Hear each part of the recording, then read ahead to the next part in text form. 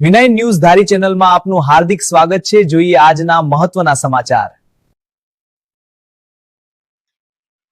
અમરેલી જિલ્લાની અંદર દરેક તાલુકાની અંદર આવેલા વિવિધ પેટ્રોલ પંપની વાત કરીએ તો અમારા ધ્યાન પર આવેલું છે કે લોકોમાં એક એવો અફવા કોઈએ ફેલાવેલી છે કે પેટ્રોલ ડીઝલનો સ્ટોક પૂરતા પ્રમાણમાં નથી, પરંતુ મીડિયાના માધ્યમથી હું આપ સૌને એ બાબતથી વાકેફ કરવા માંગુ છું કે જિલ્લાની અંદર આવેલા વિવિધ કંપનીઓના દરેક પેટ્રોલ પંપ ઉપર પૂરતા પ્રમાણમાં પેટ્રોલ તથા ડીઝલનો સ્ટોક અવેલેબલ છે।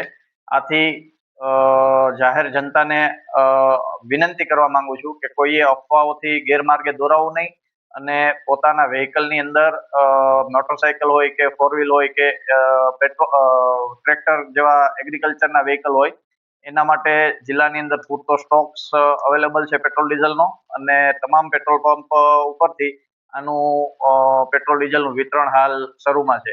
જેથી ફરીથી હું અમરેલી જિલ્લાની જનતાને અપીલ કરું છું, જિલ્લા વહીવટી તંત્ર તથા કલેક્ટર શ્રી વતી હું આપ સૌને અપીલ કરું છું કે અફવાઓથી ગેરમાર્ગે દોરાવું નહીં અને ખોટું અફવાઓને કારણે બિનજરૂરી સંગ્રહખોરી કરવી નહીં।